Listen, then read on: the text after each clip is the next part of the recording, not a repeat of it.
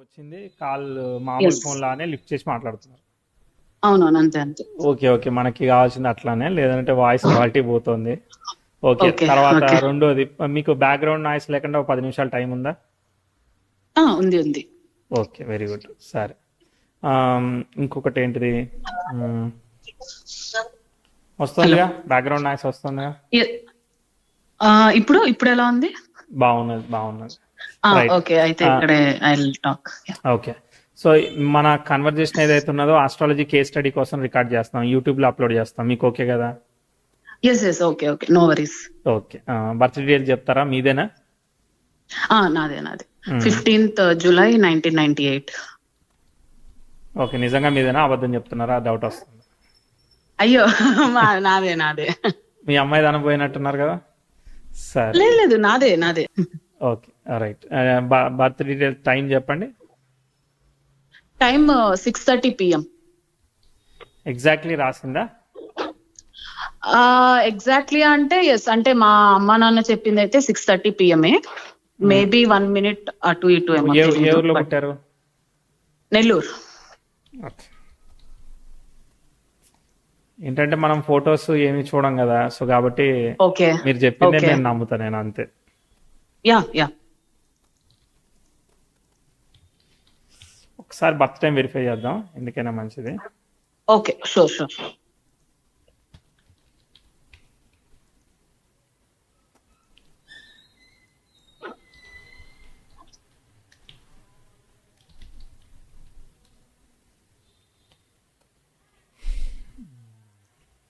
నాకు ఏమొచ్చాయంటే ధనుర్లగ్నం వచ్చింది, తర్వాత నెక్స్ట్ ధనుర్లగ్నం, ఉత్తర భాద్రపద నక్షత్రం వచ్చింది.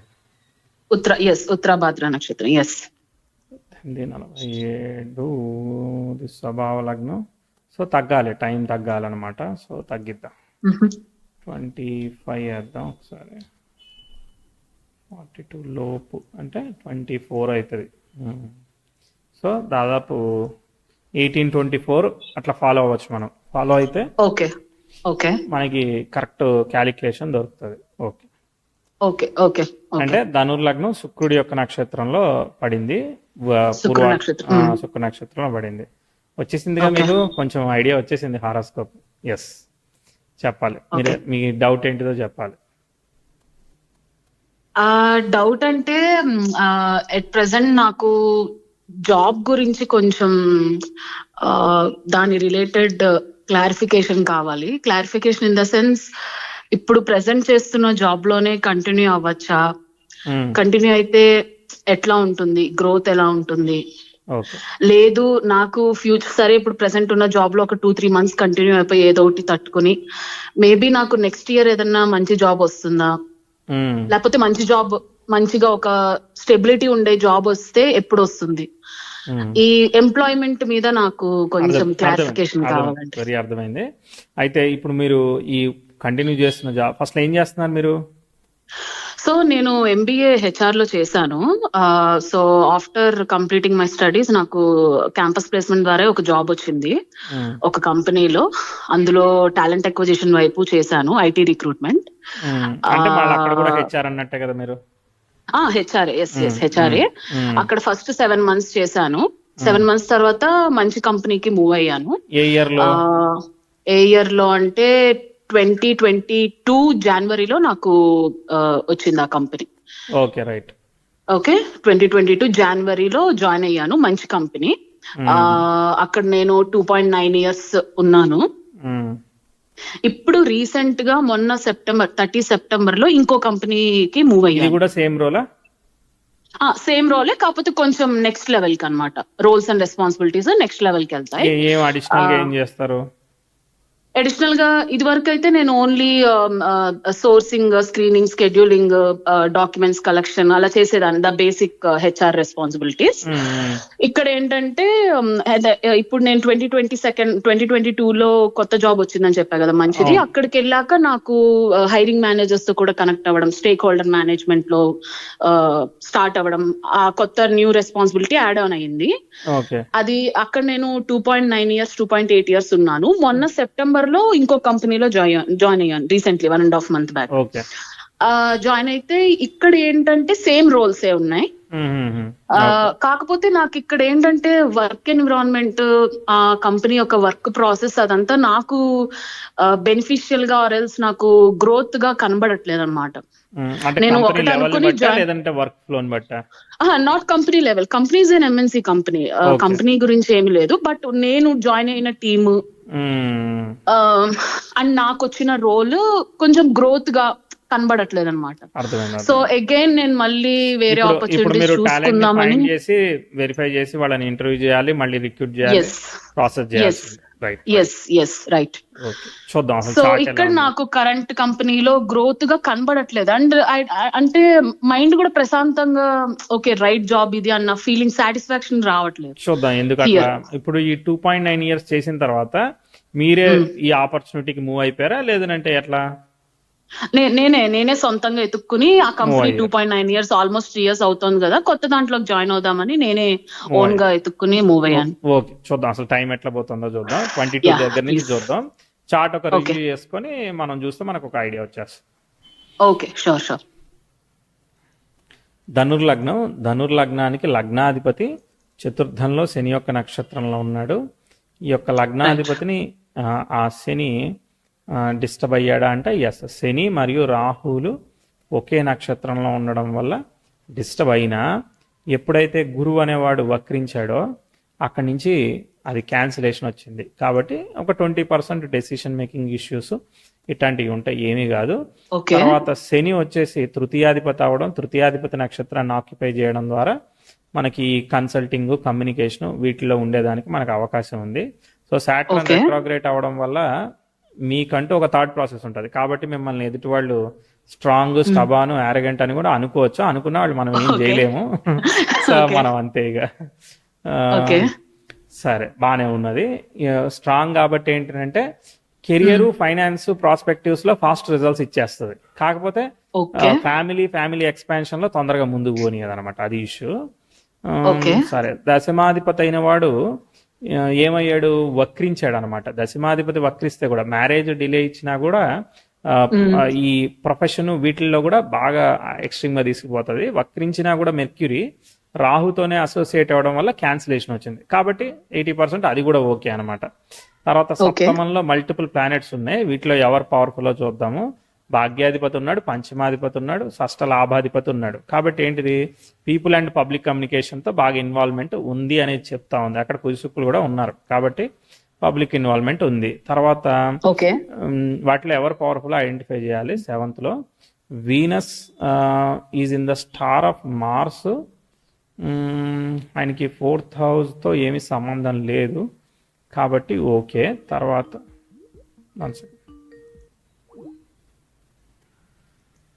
Next Mars in the star of Rahu.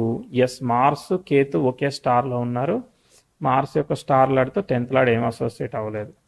తర్వాత ఎస్, సన్ పవర్ఫుల్ లీడ్ తీసుకున్నాడు. సన్ బాగా తీసుకున్నాడు కాబట్టి మీకు నాలెడ్జ్, Okay. ఇంటెలిజెన్స్ తెలివితేటలు ఇస్తాడు. కాకపోతే దానికి కొంచెం రెట్రోగ్రేషన్ ఎఫెక్ట్ ఒకటి వచ్చి క్యాన్సిల్ అయింది. కాబట్టి సేఫ్, దాదాపు సేఫ్ అనమాట ఈ హౌస్. కానీ సాటర్న్ స్టార్ లోనే ఈ జూపిటర్ ఉండడు, మూవ్ అవుతాడు అనమాట. ఓకే, సో ఏంటంటే సప్తమంలో ఉన్న గ్రహాల్లో ముఖ్యంగా రవి లీడ్ చేస్తున్నాడు. దానికి ఒక చిన్న ఎఫెక్ట్ ఉంది. కాబట్టి ఏంటంటే ఫస్ట్ రిలేషన్షిప్ ని బ్యాలెన్స్ చేసుకోవాలి. పర్సనల్, ఓకే ప్రొఫెషనల్లీ బాగానే ఇస్తుంది. ప్రొఫెషనల్లీ బాగానే Okay.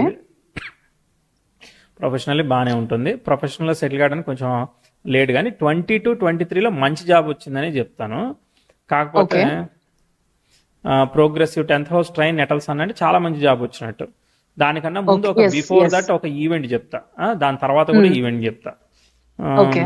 ఎందుకంటే ఫర్ అండర్స్టాండింగ్ ఇక్కడ చూడండి 2017-18 ఇక్కడ కొంచెం ఇబ్బందికరమైన ఆస్పెక్ట్ ఒకటి జరిగింది. మీకు పని చేసిందో లేదో మీరే చెప్పాలి.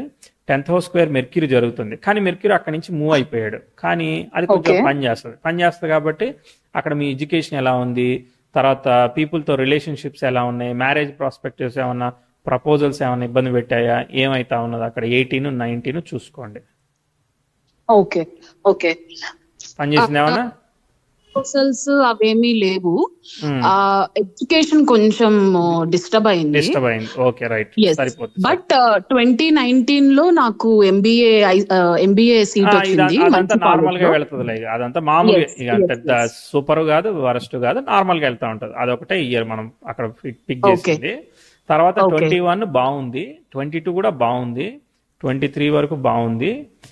తర్వాత 24 వచ్చేసరికి ప్రోగ్రెసివ్ మార్స్ సన్తో అసోసియేట్ అయ్యాడు. ఇది కొంచెం అగ్రెసివ్ ఆస్పెక్ట్ కదా, కాబట్టి ఏంటంటే ఇది ఇబ్బంది పెడుతుంది. అర్థమైందా? అంటే ఉన్న ఎన్విరాన్మెంట్ అడ్జస్ట్ కాకపోవడం అదంతా కూడా 24. ఇది యాక్చువల్ గా ఇది ఇంతకు ముందు కూడా ఉంది, కానీ ఇంతకు ముందు పేద అంతా బాగున్నది, వర్క్ అంతా కొత్తగా ఉండే వరకు ఎక్సైటింగ్ అయ్యింది.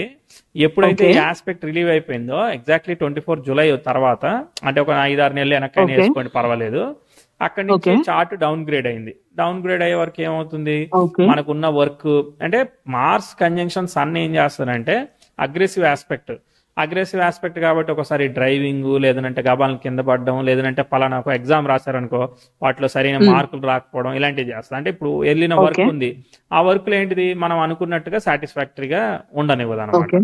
అంటే అనుకున్నంత హ్యాపీనెస్ ఇవ్వదు, ఎక్స్పెక్టేషన్స్ ని మీట్ చేయదు, అది దాని అర్థం. అది ఓకే. దాని తర్వాత చూద్దాం. మరి ఇప్పుడు ఇలా ఉంది కాబట్టి ఇప్పుడు 24-25 క్యాలెండర్ ఇయర్ అనుకున్నట్టుగా లేదు. దాని తర్వాత ప్రోగ్రెసివ్ వీనస్ 10th హౌస్ కూడా స్క్వేర్ ఇస్తాడు, అది కూడా అనుకున్నట్టుగా లేదు. మరి ఎప్పుడు నాకు అనుకున్నట్టుగా ఉంటది అనేది నెక్స్ట్ క్వశ్చన్, అది చూద్దాం.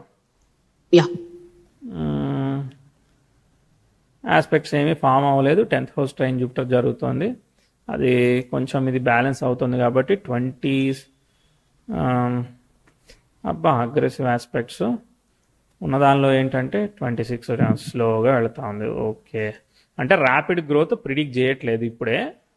ఓకే, చేస్తాను ప్రిడిక్ట్, ఇక్కడ ప్రిడిక్ట్ చేస్తా, 29లో ప్రిడిక్ట్ చేస్తా. అంటే అప్పటిదాకా ఏం చేయాలంటే అప్పటిదాకా సెల్ఫ్ ఎఫర్ట్ చేయాల్సి వస్తూ ఉంటది.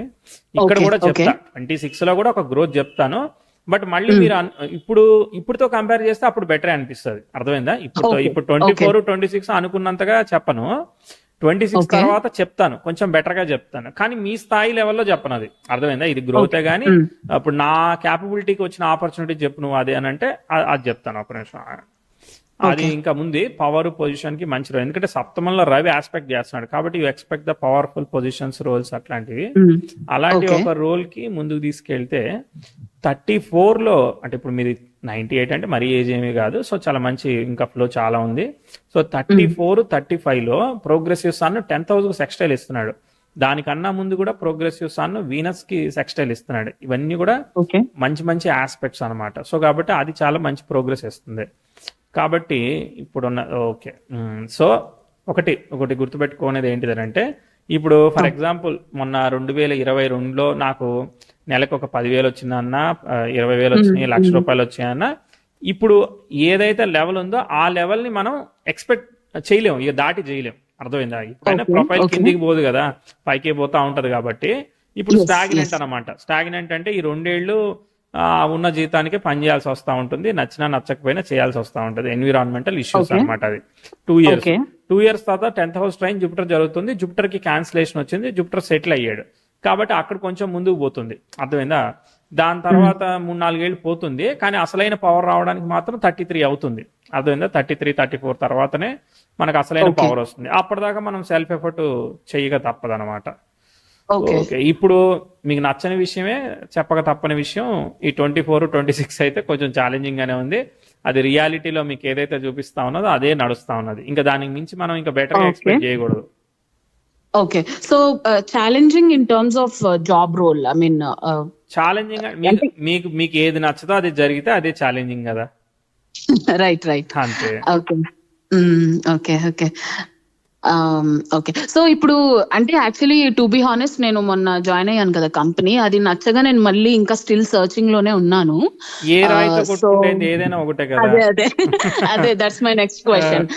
సో ఏ కంపెనీ జాయిన్ అయినా ఇంకా అట్లానే ఉంటుంది అంటారు. హార్డ్ వర్క్ చేయాలనేది మనం ఫిక్స్ అయిపోవాలి, అంతకుమించి ఏం లేదు. దాని తర్వాత ఏంటంటే కొంచెం ఎక్సెప్షన్ ఉంది కాబట్టి అది మూవ్ అవుతుంది, కానీ లేదంటే అది కూడా కష్టం అవుతుంది. యాక్చువల్లీ మీరు ప్రొఫెషన్ లో చాలా ఎఫిషియెంట్ అండ్ ఎఫెక్టివ్ కూడా, దానిలో అసలు డౌట్ ఏమీ లేదు. అంటే క్యాపబిలిటీలో డౌట్ ఏమీ లేదు, కాకపోతే టైం ఫ్లోలోనే డౌట్ అనమాట. రెట్రోగ్రేట్ అయినప్పుడు వాళ్ళు రాక్షసుల్లా పనిచేస్తారు. So there is no doubt. But కాకపోతే టైం ఫ్లోలోనే అక్కడ కాన్ఫ్లిక్ట్, టైం ఫ్లో అనుకూలంగా లేనప్పుడు మనకి అనుకున్న ఆపర్చునిటీ వెళ్ళడంలోనే అదవుతా ఉంటది.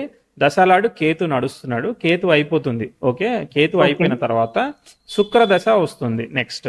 ఓకే శుక్రుడికి వక్రత్వ దోషం పడింది. శుక్రుడి రాసుల్లో ఎవరు లేరు, శుక్రుడి స్టార్ ని ఎవరు ఆక్యుపై చేయలేదు. కాకపోతే శుక్రుడు 6th and 11th lord. So కాబట్టి ఆయన ఫలితం ఇస్తాడు. కాకపోతే concern about health, especially hormonal health.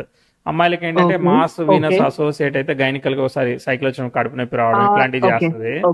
కాబట్టి ఇక హార్మోనల్ బ్యాలెన్స్, థైరాయిడ్ ఇట్లాంటివన్నీ ఉంటాయి. యాక్చువల్లీ ఎస్ ఇక్కడ ఒక పాయింట్ చెప్పాలి. నాకు యాక్చువల్లీ థైరాయిడ్ ఒక 9-10 years నుంచి ఉంది. When I mean my intermediate 2015-16 నుంచి నాకు థైరాయిడ్ ఉంది అండ్ మెడికేషన్ డైలీ మెడిసిన్ తీసుకుంటున్నాను.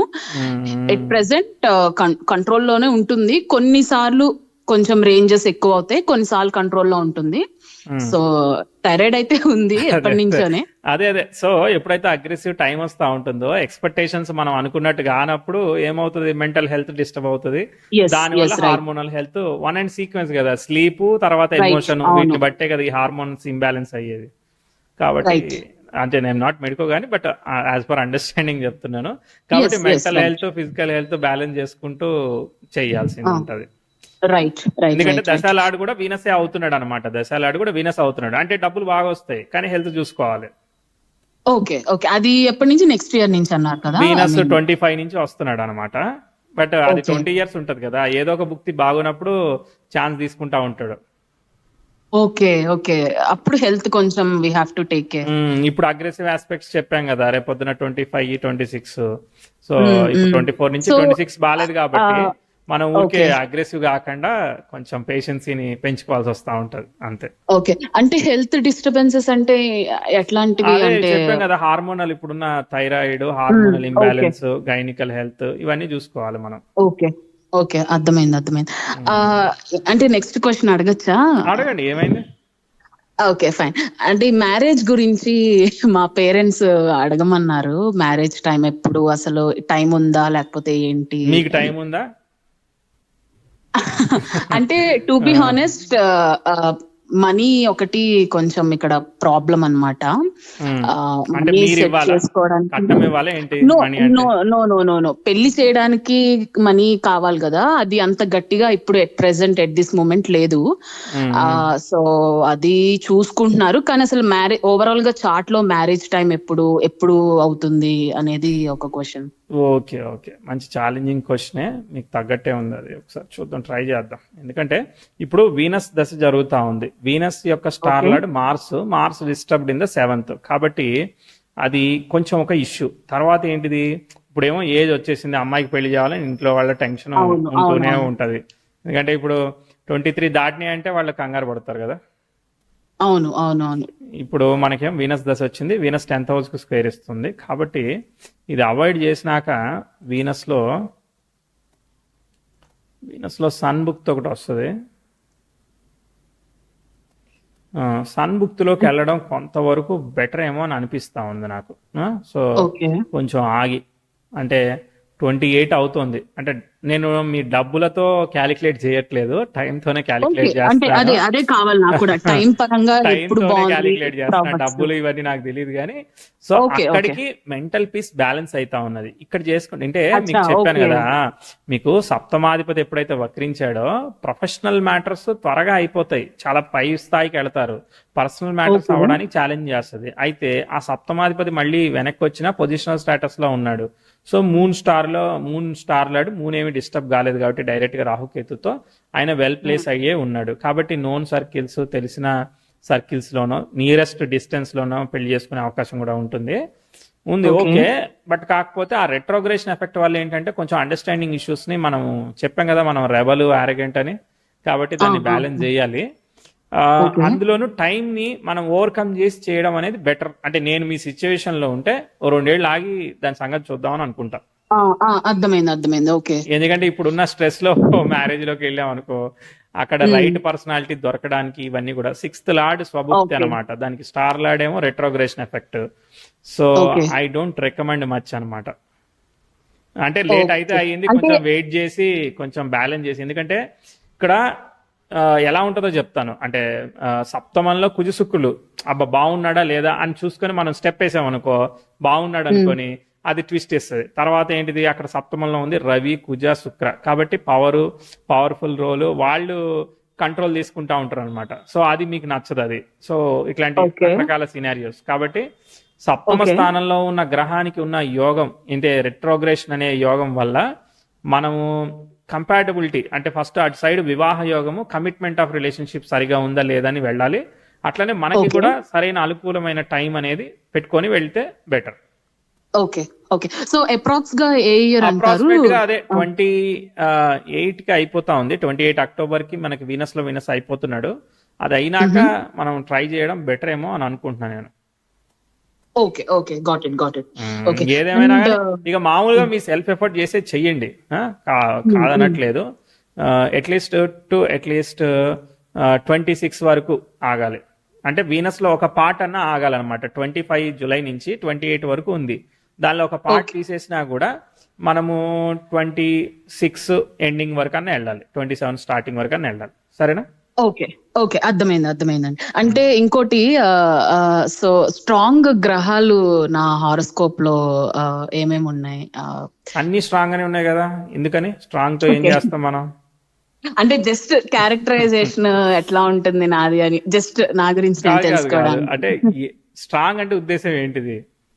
అంటే మంచి ఈ గ్రహం వల్ల టాప్ మోస్ట్ పొజిషన్ కి వెళ్తామను. గురువు అనేవాడు చాలా బాగున్నాడు, స్వక్షేత్రగతులు అయ్యాడు. కాబట్టి స్పీచ్, కమ్యూనికేషన్ చాలా రెస్పెక్ట్ఫుల్ గా ఉంటుంది. చాలా ఎథిక్స్, వాల్యూస్, జనరాసిటీ అవన్నీ బాగా ఇస్తాడు అనమాట. ఎందుకంటే స్వనక్షత్రం మూవ్ అవుతాడు కాబట్టి he will give good results అనమాట. ఎందుకంటే ఆయన పొజిషన్ స్టేటస్ లో స్వనక్షత్రం ఎక్సలెంట్ కదా, అది బాగా ఇస్తాడు. సాటర్న్ ఇస్తాడు కానీ బట్ ఒకటి ఇస్తే ఒకటి ఇవ్వడు, డబ్బులు ఇస్తాడు. ఫ్యామిలీ ఎక్స్పాన్షన్ ముందే చెప్పా కదా, సో త్వరగా ఇవ్వనివ్వడు. స్ట్రాంగ్ యాటిట్యూడ్ ఒకటి మనం అచీవ్ చేయాలని ఇస్తాడు. ఒక్కొక్కటి ఒక రకంగా పనిచేస్తుంది. ఇదంతా స్క్రీన్ ప్లే. నీకు సౌత్ ఇండియన్ మీల్ పెట్టాను, ఏది బాగుందో చెప్పని అంటే నన్ను తినని ముందా అని చెప్తారు మీరు, అంతేనా? సో అట్లా ఒక్కొక్కటి సీక్వెన్షియల్ గా ప్లే అవుతా ఉంటాయి. కానీ ఎక్కడ ఏది ప్లే చేస్తో పట్టుకొని టైంతో జడ్జ్ చేసుకోవాలి మనం. ఓకే ఓకే, ఇది మనం ప్లే చేయడానికి, టైం ఎట్లా ఉందో అర్థం చేయడానికి ప్లేకి మనం ప్లానెట్స్ వాడుతున్నాం అంతే. Okay okay okay okay. And weakest గ్రహాలు అంటే దాని వల్ల ఇట్లాంటి ప్రాబ్లమ్స్ రావచ్చు, ఆర్ఎల్స్ మేబీ అంటే దీని వల్ల యాక్సిడెంట్ అవ్వచ్చు, లేకపోతే ఇలా హెల్త్ ఇష్యూస్ రావచ్చు, లేకపోతే ఇంకోటి అట్లా. అంటే ఇప్పుడు ఏం చేద్దాం, ఆ గ్రహాన్ని హైడ్ చేద్దామా? No no no, we can't do that. But ఏంటంటే ఆ టైం వచ్చినప్పుడు మేబీ మనం ఒళ్ళు దగ్గర పెట్టుకుని జాగ్రత్తగా ఉండడము, స్లోగా. అది వీనస్ దశ వస్తుంది కాబట్టి, ఎందుకంటే దానికి రెట్రోగ్రేషన్ ఎఫెక్ట్ ఒకటి. మార్స్ కేతు ఒకే స్టార్ లో ఉన్నాడు, ఆ స్టార్ లో వీనస్ ఉన్నాడు అనమాట. సో కాబట్టి ఇమ్యూనిటీ ఆఫ్ ది హెల్త్ లో అట్లా ఛాలెంజ్ చేస్తా ఉంటాడు. ఒక్కోసారి రిలేషన్షిప్ ప్రోగ్రెస్ చేయడానికి ఛాలెంజ్ చేస్తా ఉంటాడు. కాబట్టి రెండో సైడ్ నుంచి కమిట్మెంట్ ఆఫ్ రిలేషన్షిప్ జాగ్రత్త తీసుకొని, ఏదో అందంగా ఉన్నాడు, బాగున్నాడని మనల్ని వాళ్ళు అనుకోవచ్చు, వాళ్ళని మనం అనుకోవచ్చు, అనుకొని వెళ్ళచ్చు. సో కొంచెం ఆలోచించి స్థిమితంగా అన్ని రకాలుగా వెరిఫై చేసుకొని వెళ్ళడం బెటర్. ఓకే ఓకే, అర్థమైంది. ఇంకోటి, యాక్చువల్లీ మా ఫాదర్ చెప్తూ ఉన్నారు, నెక్స్ట్ ఇయర్ 2025 మే జూన్ నుంచి శుక్రదశ ఇలా స్టార్ట్ అవుతుంది, బాగుంటుంది, మనీ పరంగా, జాబ్ పరంగా సూపర్ ఉంటుంది, ఇంకా అది ఒక 20 years ఉంటుంది, సూపర్ ఉంటుంది ఇంకా శుక్రదశ అంతా అని. అంటే కొంచెం మా ఫాదర్ కి ఐడియా ఉంది. శుక్రదశ అంటేనే ఇష్టం కదా. యా. సో అది నిజంగా బాగుంటుందా, లేకపోతే అందులో కూడా అఫ్ కోర్స్ కొన్ని పీరియడ్స్ లో కొంచెం టైం బాగోదు, బట్ ఎలా ఉంటుంది అసలు ఓవరాల్ గా? ఇప్పుడు నెక్స్ట్ కమింగ్ దశ అదే కదా, సో అందుకని దాని గురించి తెలుసుకుందాం. రైట్. బాగుంటుంది కానీ హెల్త్ ఒకటి చూసుకోవాలి. ఇట్లా మనము ఒకటి బాగుంటుంది అని ఒక ప్లానెట్ తో జడ్జ్ చేయలేము, దాన్ని స్టార్ లాడ్ మిగిలిన పారామీటర్స్ కన్సిడర్ చేసి జడ్జ్ చేయాలి. జస్ట్ ఊరికే మనం బాగుంటుందిలే అని జనరిక్ గా అనుకోవడం కాదనమాట. అది పర్టికులర్ టైం నుంచి స్టెప్ తీసుకోవాలి. మరి మీరు బాగుంటుంది అన్నారు, ఇదిగో పలానా విషయంలో ఎందుకు బాగాలేదు అని మళ్ళా మనము చాప్టర్ వైజ్ గా వెళ్తాం, అర్థమైందా? సో బాగుంటుంది అన్నప్పుడు హెల్త్ లో ఎందుకు బాగాలేదు, మరి నాకున్న థైరాయిడ్ ఎందుకు తగ్గిపోలేదు, మరి ఇలాంటి క్వశ్చన్స్ వస్తాయి అనమాట. ఇదంతా కూడా సీక్వెన్షియల్ గా ప్లే అవుతుంది. దాన్ని మనం అర్థం చేసుకోకుండా జస్ట్ దశ బాగుండదని అంటే మొత్తం ఉన్న ఎన్విరాన్మెంటే చేంజ్ అయిపోతుందా? చేంజ్ కాదు కదా. సో అంతకు ముందు వచ్చినాయన్ని మోసుకొని పోవాల్సిందే కదా, అట్లా అన్నమాట. So good. బట్ కాకపోతే నేను అంటే లైక్ ఫైనల్ గా జస్ట్ మిమ్మల్ని ఇంప్రెస్ చేయడానికో బాధ పెట్టడానికి ఏది చెప్పను, అక్కడ ఉన్నది చెప్తా. So take care of health is one point, take care of relationship, aggressive కాకుండా ఎమోషనల్ అండ్ మెంటల్ హెల్త్ ని బ్యాలెన్స్ చేసుకోండి. సో దట్ అన్ని విషయాల్లో స్మూత్ గా ఉంటుంది. అది రిలేషన్షిప్ లోను స్మూత్ గా ఉంటుంది, వర్క్ లోను స్మూత్ గా ఉంటుంది. ఏమవుతుందో ఒక ఏడాది కష్టపడతాం, 6 నెలలు వాళ్ళు ఇబ్బంది పెడతారు. ఎంతకాలం ఇబ్బంది పెట్టగలుగుతారు? మనది ఉన్నంతగా వాళ్ళు మనల్ని ఎంతకాలం సఫర్ చేయగలరో అంతకాలమే కదా, తర్వాత ఏం చేయలేరు కదా. అవునవును, అంతే అంతే. తర్వాత ఆటోమేటిక్ గా ఇప్పుడు అంతకు ముందు గుడ్ జాబ్ అనిపించినప్పుడు, సో మనకి లైఫ్ లో గుడ్ జాబ్ ఎప్పుడు ఉండే అవకాశం ఉన్నది. సో ఇప్పుడు కాబట్టి ఏడాది తర్వాత అయినా గుడ్ జాబ్ లోకి వెళ్తాం ఖచ్చితంగా.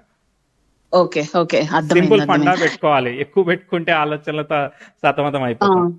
యా, అంటే అదొకటి అడగాలి, నాకు కొంచెం ఓవర్ థింకింగ్ అది ఎక్కువ. మొన్న జూలై నుంచి కూడా ఈ ఇయర్ కొంచెం జాబ్ పరంగా అబ్బా ఏంటిది ఇంక ఇక్కడేనా ఇట్లానేనా అని కొంచెం డిప్రెషన్ అని అనను, బట్ కొంచెం నా బాధ, ఫ్రస్ట్రేషన్, కోపం అన్ని. పర్సనాలిటీ మీరు దాన్ని ఏం చేయలేరు, అర్థమైందా? ఓకే, డిజైర్ఫుల్ అండ్ ఎక్స్పెక్టేషన్ ఉంటాయి. దాన్ని ఎవరేం చేస్తారు, మీరు ఒక హై లెవెల్లో ఉండాలని థింక్ చేస్తారు, దానికోసం హార్డ్ వర్క్ చేస్తారు, అది ఎగ్జిక్యూట్ కానప్పుడు డిస్టర్బ్ అవుతారు. Right right right. దాన్ని ఇప్పుడు మార్చలేం కదా, సో హార్డ్ వర్కే చేద్దాం, స్ట్రెస్ లేకుండా చేద్దాం. Okay okay. ఇంకోటి, మా ఫాదర్ మా పేరెంట్స్ అడగమన్నారు, ఫారెన్ ఛాన్సెస్ ఉందా after marriage or before marriage, అసలు ఉందా, ఎప్పుడు ఉంది? మ్యారేజ్ అయినాక తెలుస్తుంది కదా ఇది. అంటే అదే మీకు కనబడుతోందా చార్ట్ లో? ప్రస్తుతానికి 2 years ఛాలెంజింగ్ గా ఉంది కాబట్టి ఉన్న కెరియర్ ని మనం బ్యాలెన్స్ చేసుకుందాం, ఎక్కువ క్వశ్చన్లతో మనం కన్ఫ్యూజ్ అవ్వద్దు. Okay okay okay, right right. Okay fine. ఇంకొకటి last question, last bullet. Yes, car గురించి, కార్ కొనుక్కునే యోగం ఉందా? అంటే నాకు ప్రాపర్టీలు అవన్నీ అవుతాయి, కొంచెం టైం తీసుకోవాలి. 26 తర్వాత నుంచి ఎఫర్ట్ చేస్తా వెళ్ళండి, అవుతుంది. అవుతుంది, కాకపోతే ఎక్కువ ఈఎంఐ బ్యాలెన్సింగ్ 6,000 ఏం చేస్తుంది, అప్పుల్లోకి తోసేస్తుంది. ఎక్కువ ఈఎంఐలు పెట్టి అన్ని కొనేసేయకండి, బ్యాలెన్స్ చేస్తూ వెళ్ళండి అనమాట. హై ఎక్స్పెక్టేషన్ వెళ్ళకుండా బ్యాలెన్స్ చేస్తూ వెళ్ళండి. చతుర్థాధిపతి వక్రి, దానివల్ల ఏంటిది, మీకు మదర్ హెల్త్, సెన్సిటివిటీ అవన్నీ ఆల్రెడీ కనిపించి ఉండాలి. లేదంటే మీరు పేరెంట్స్ కి దూరంగా హాస్టల్లో ఉండడం మధ్య మధ్యలో పేరెంట్స్ తోనే ఉంటే మదర్ హెల్త్ సెన్సిటివిటీ కనిపించిందా? ఎస్, రీసెంట్లీ ఒక 1 month బ్యాక్ కొంచెం ఈ డయాబెటీస్, షుగర్ లెవెల్స్ అవి అప్ అండ్ డౌన్ అవ్వడం, అవన్నీ ఏజ్ వల్లే అవుతాయిలే. ఏజ్ వల్ల అవుతాయి. అంటే చాలా వరకు జుపిటర్ సేవ్ చేస్తున్నాడు, అర్థమైందా? అంటే ఏమీ లేదనే మనం అనుకుందాం, ఏమి ఉందని అనుకోవద్దు, అర్థమైందా? అయితే అవుతుంది, కొంచెం కంగారు పడకండి. ఈఎంఐలు ఎక్కువ లార్జ్ స్కేల్ లో పెట్టకుండా బ్యాలెన్స్ చేసుకుని వెళ్ళండి. Financial adviser. అంటే నార్మల్ 25,000 ఫోన్ అట్లాంటి ఈఎంఐలు పర్లేదు కదా, మరి లక్షలు కాకుండా. ఇప్పుడు ఇల్లు అంటే 25,000 లో పెడితే కాదు కదా, లాక్స్ లోనే. జాబ్ నుంచి వచ్చే రెవెన్యూ ఒకవేళ షిఫ్ట్ అవుదాం అనుకున్నప్పుడు ఈఎంఐ కట్టాలి కాబట్టి నేను ఇక్కడ ఉండిపోవాలని చెప్పి కంజెస్టెడ్ గా సఫకేట్ అవ్వడం, ఇలాంటివి అవి చూసుకోమంటున్నాను. ఏది ఎట్లా ఎఫెక్ట్ అవుతుందో రేపొద్దున ఎండ్ ఆఫ్ ది డే అన్ని టార్గెట్ చేసి మీ హెల్త్ నే టార్గెట్ చేస్తాయి. అది ఆ స్ట్రెస్ లేకుండా ఏదైనా నెత్తి మీద వేసుకోండి. ఓకే, అర్థమైందండి. I'll take care. Okay, good. All the best. By. Thank you so much. Thanks for your time.